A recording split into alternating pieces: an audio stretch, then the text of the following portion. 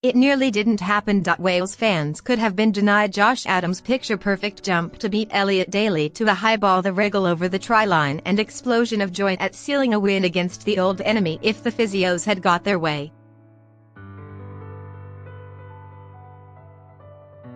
They had asked him before the scrum that led to his try if he wanted to hobble off.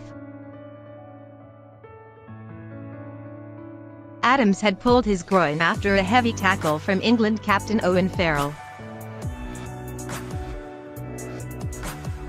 He already had tape wrapped around his head after cutting his left eyebrow when Mark Wilson bashed into him.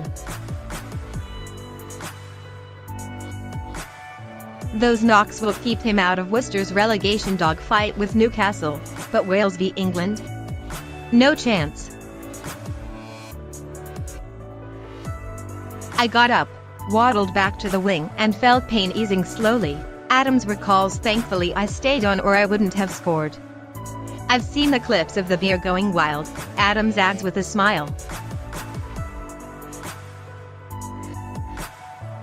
It was Sanjay, Liam Williams, who jumped on me and put me to the floor. John Davies came over and tapped me on the head. It was a special moment. I could have broken my leg and I still would have celebrated the way I did. That acrobatic try felt like the moment his future in Wales was sealed, with Adams on the horns of a dilemma: should he put club or country first? Wales's man of the moment is a victim of rugby's mad rules. The 23-year-old winger must soon decide whether his priority is Wales or Worcester. When his club contract is up at the end of this season, does he stay in England and sacrifice a blossoming Test career? Or does the red jersey lure him back to the country that once rejected him? The Welsh Rugby Union have stipulated that any player taking up a new contract that is not with a Welsh region must have 60 caps to be eligible for the national team. Adams has only 9, with both Warren Gatland, Wales coach, and Alan Solomons, Worcester coach, saying, "We want to have him." You can sometimes get caught up in it, lose your way and concentration on the games, but you have to block that out as much as you can, says Adams.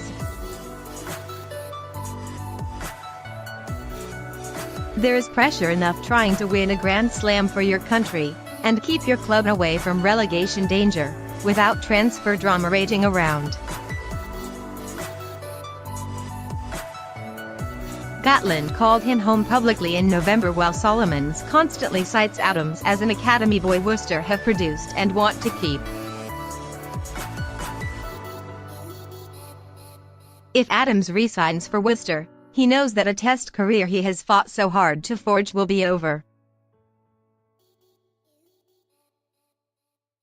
I have to listen to the politics above me, adds Adams. When you know his story, you see the issue.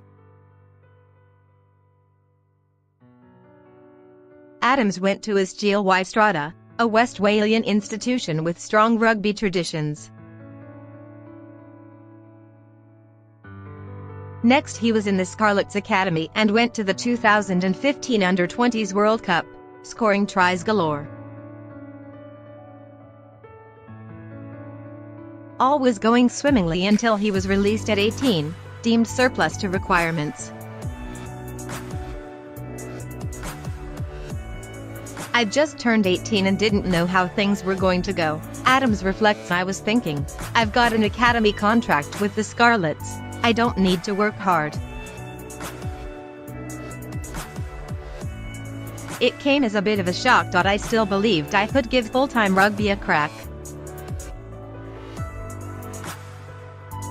Adams had to gamble. In order to pursue a career in the sport he loved, he had to move out of house and home. Rejection was the kick up the backside he needed.